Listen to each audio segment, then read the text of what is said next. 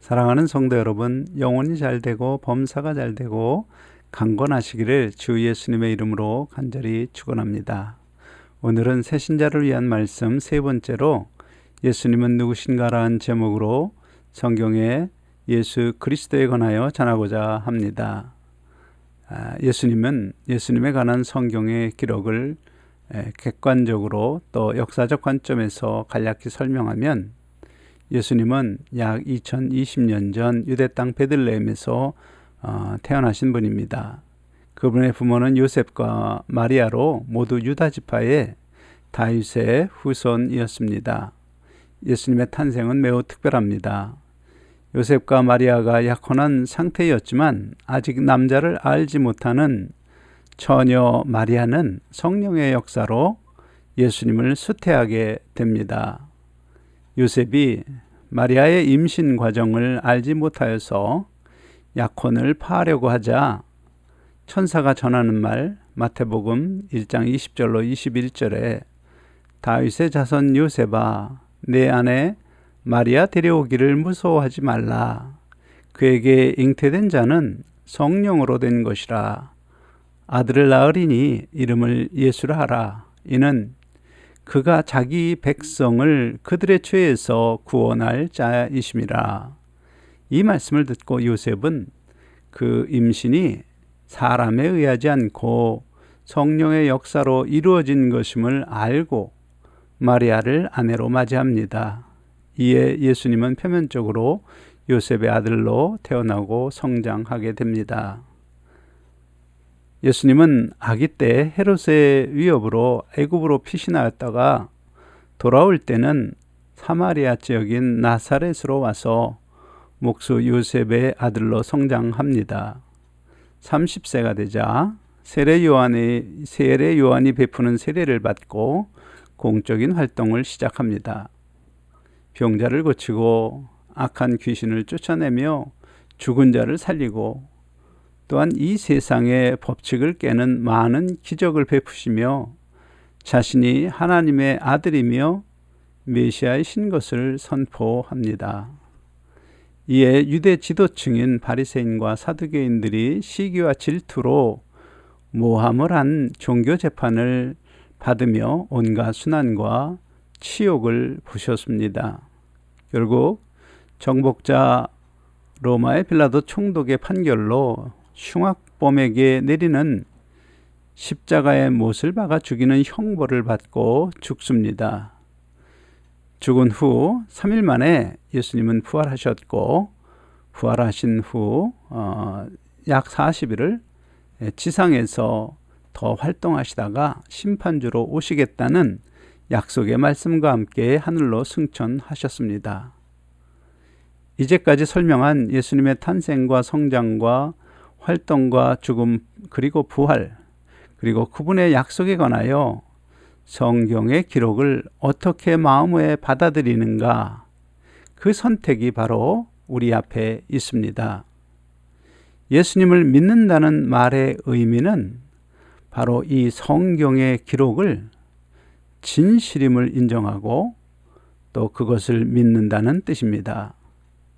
그리고 믿음이 어린아이 신앙에서 온전한 신앙으로 성장한다는 것의 의미는 바로 이 성경의 문자적 의미 뒤에 나타낸 하나님의 뜻을 깊이 깨닫고 동시에 그 말씀을 지켜 행함으로 하나님이 기뻐하시는 성도로 변화되는 것을 뜻합니다. 성경을 연구하면 구약 성경은 오실 메시아에 관한 예언의 기록입니다. 그 죄의 종으로 사는 사람을 구원하시려고 창조주 하나님께서 보내리라 약속하신 메시아에 관한 예언입니다. 그리고 신약 성경은 예수님의 탄생과 활동과 부활과 약속을 기록하였는데 바로 예수님의 구약의 예언을 따라오신 메시아이심을 증언합니다. 예수님이 메시아이심을 증언하는 것이지요. 그리고 그 증언이 참되다는 것을 제자들은 순교로 증언합니다. 한편 예수님도 자신에 관하여 구약의 모세와 선지자와 다윗의 기록이 모두 이루어질 것이라 말씀하셨습니다.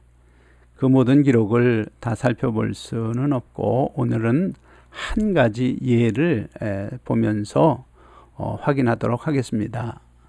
예수님의 탄생은 오실 메시아에 관한 첫째 기록, 약 4,000년 전에 아담이 범죄하도록 유혹한 사단에게 하나님께서 하신 말씀, 창세기 3장 15절, 내가 너로 여자와 원수가 되게 하고 내 후손도 여자의 후손과 원수가 되게 하리니 여자의 후손은 내 머리를 상하게 할 것이요 너는 그의 발꿈치를 상하게 할 것이라. 이 말씀과 또 780년 전 이사야 선지자가 기록한 이사야서 7장 14절, 그러므로 주께서 친히 징조를 너희에게 주실 것이라. 보라, 처녀가 잉태하여 아들을 낳을 것이요 그의 이름을 임마누엘이라 하리라. 이 두 예언이 성취입니다. 그러므로 처녀 마리아의 몸을 통해 나신 예수님을 천사들이 누가복음 2장 11절에 오늘 다윗의 동네에 너희를 위하여 구주가 나셨으니 곧 그리스도 주시니라 선언한 것입니다. 성경을 자세히 보면 메시아에 관한 예언의 말씀에는 메시아가 장차 행할 일도 함께 예언되어 있습니다. 구체적으로 창세기 3장 15절에 오실 메시아 여자의 후손과 사탄 사이에 일어날 일, 곧 여자의 후손이 사탄의 머리를 상하게 할 것과 사탄이 그의 발꿈치를 상하게 할 것이란 예언이 있습니다. 그러므로 예수님의 행적이 이 예언의 성취로 판명되어야 예수님이 메시아이심 또한 증빙됩니다. 영적으로 머리는 지혜와 권위를 상징합니다. 그리고 발은 몸의 지체로서 서고 걷는 기능을 담당합니다. 따라서 그 예언은 오실 메시아가 사탄의 지혜와 권세를 깨트릴 것이라는 뜻이 되며 사탄은 그의 몸인 성도가 일어서고 걸을 때 큰 고통을 느끼도록 역사할 것이란 뜻이 됩니다. 과연 사탄의 지혜와 권세를 깨트릴 것이란 이 예언의 말씀이 예수님으로 성취되었는가? 성취되었습니다. 예수님의 십자가 사건이 바로 사탄의 머리를 상하게 하는 사건입니다. 바로 예수 십자가의 처형은 사탄의 입장에서 지혜입니다. 사탄은 하나님의 백성을 시기와 질투로 부추겨서 하나님의 독생자들 예수님을 가장 가혹한 십자가에 못 박아 죽이는 형벌로 죽도록 하였습니다.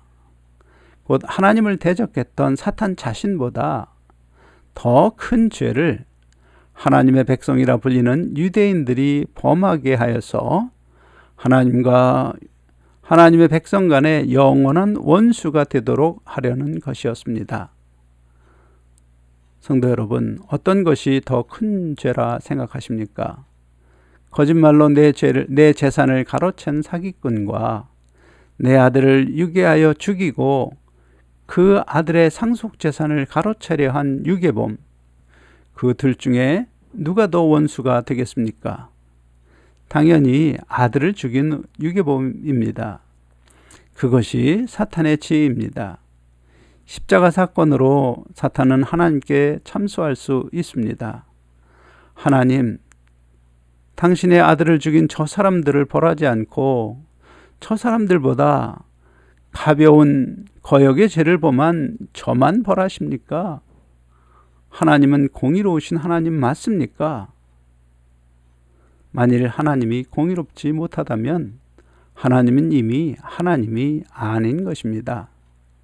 사탄이 노린 것은 바로 독생자 아들을 못 박아 죽인 하나님의 백성 유대인들을 하나님께서 멸하지 않고는 상대적으로 가벼운 죄를 지은 사탄 자신을 하나님이 벌할 수 없도록 하려는 것입니다.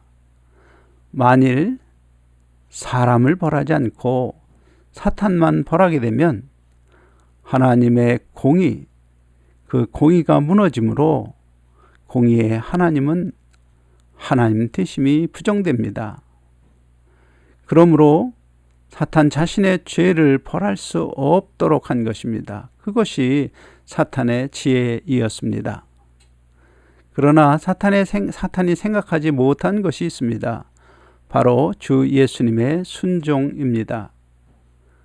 하나님은 사탄의 권세 아래서 고통 가운데 지옥의 멸망길로 가는 사람을 불쌍히 여기셨고 사랑하셨습니다. 그런 사람들을 구원하시려고 예언대로 독생자 아들 예수님을 이 세상에 보내셨습니다. 요한복음 3장 16절에 하나님이 세상을 이처럼 사랑하사 독생자를 주셨으니 이는 그를 믿는 자마다 멸망하지 않고 영생을 얻게 하려 하심이라. 이 말씀은 그런 하나님의 뜻을 기록한 것입니다. 그런 하나님의 뜻을 아시는 예수님은 스스로 아버지의 뜻에 순종하며 십자가 형벌의 쓴 잔을 마셨습니다. 죄가 있으면 반드시 형벌을 받아야 합니다. 이것은 창조 때 세운 하나님의 섭리이자 원칙입니다. 반대로 형벌이 있으면 반드시 죄가 있기 때문입니다. 그런데 예수님의 십자가 사건은 죄 없는 분이 죄의 형벌을 감당하신 것입니다. 유대인들의 종교법으로, 로마의 세상법으로 예수님이 죄 없음을 그들이 스스로 증언하였고 하나님도 죄 없다 하셨습니다. 그런데 죄 없는 예수님께서 십자가의 형벌을 받으신 것입니다. 마치 구약에서 죄 있는 사람이 직접 죄의 형벌을 받지 않고 대신 죄 없는 어린 양을 잡아 그 양의 흘린 피로 속죄를 받는 대속의 제사를 하나님이 주신 것처럼 예수님의 십자가의 죽음은 죄 있는 사람들의 형벌을 죄 없는 예수님이 대신 감당하는 대속의 형벌로서 하나님이 허락하신 것입니다. 그러므로 예수님의 십자가 형벌을 나의 죄를 대속하시는 형벌로서 대속의 은혜로 믿는 사람들에게 하나님이 선포합니다. 에베소서 2장 8절 너희는 그 은혜에 의하여 믿음으로 말미암아 구원을 받았으니 이것은 너희에게서 난 것이 아니요 하나님의 선물이라.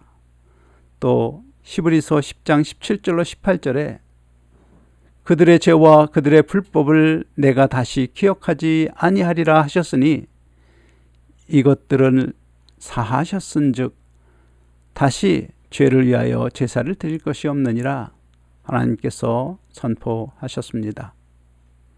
한편 예수님은 아버지 하나님의 강요로 대속의 십자가를 지신 것이 아닙니다. 예수님은 사탄의 권세 아래서 지옥을 향해 가는 우리를 불쌍히 여기시고 사랑하심으로 스스로 대속의 십자가 형벌을 선택하시고 당하신 것입니다. 바로 모든 사람의 죄의 짐, 그 무거운 죄의 짐을 홀로 지시는 선택을 겟세마네 동산에서 땀방울이 피가 되어 떨어지는 고통과 고민 가운데 하셨습니다. 스스로 모든 인류의 죄를 대속하는 그 처절한 형벌을 받으신 것입니다. 이로써 예수님의 십자가 형벌이 나의 죄를 대속하신 예수님의 은혜임을 기록하는 이 성경의 말씀을 참이라, 진실이라 인정하고 믿는 사람은 하나님께서 그들의 죄를 다시 기억하지 않으십니다. 정죄하지 않으십니다. 그러므로 죄악이 가득한 인생이라도 그 죄를 직접 받지 않고 용서받을 수 있는 길이 열린 것입니다. 그 죄를 하나님께서 용서하실 수 있는 길이 열린 것입니다. 십자가의 죽음을 스스로 선택하신 예수님의 순종으로 열린 것입니다. 이로써 사람을 볼모로 자신의 지옥행 형벌을 면하려던 사탄의 지혜가 깨졌습니다.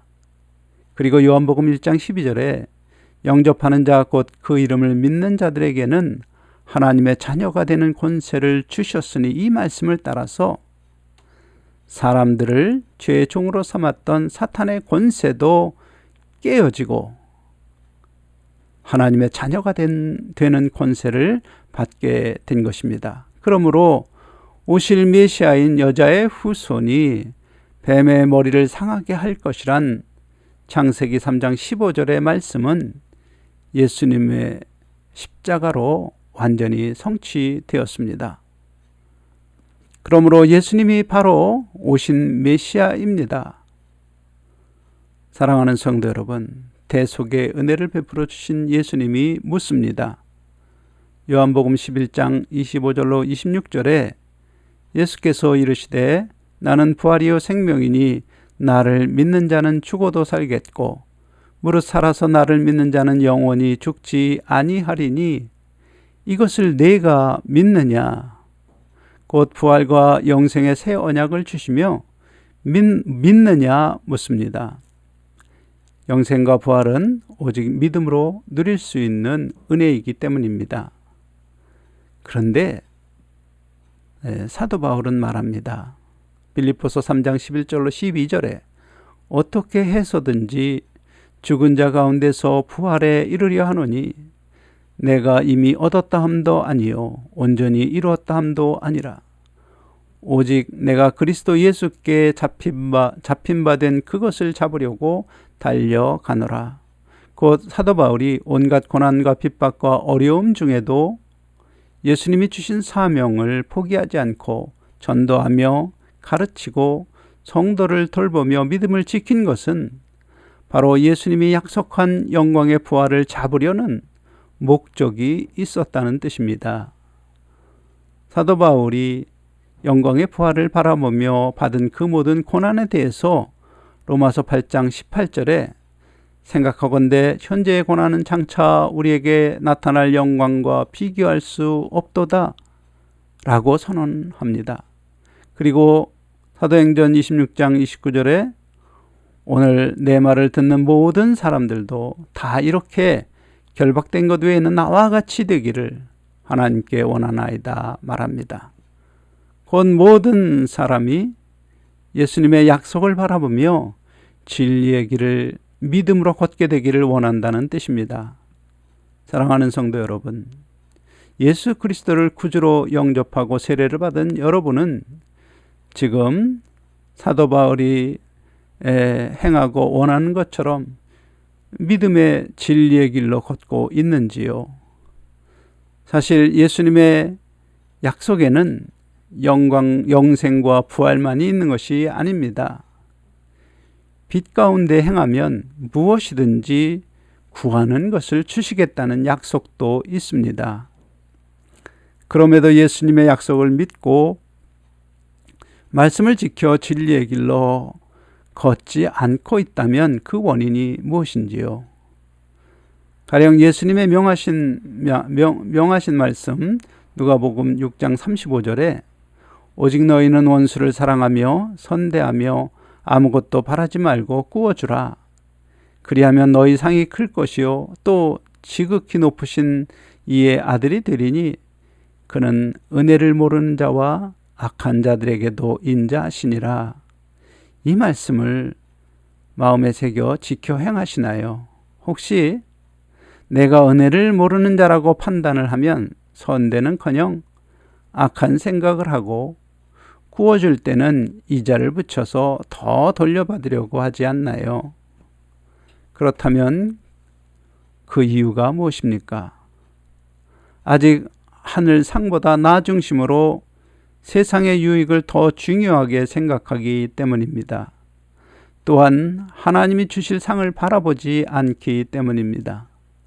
비록 예수님을 주로 고백했지만 예수님의 말씀을 온전히 믿지 못하고 스스로 판단하며 자기의 주인이기 때문입니다.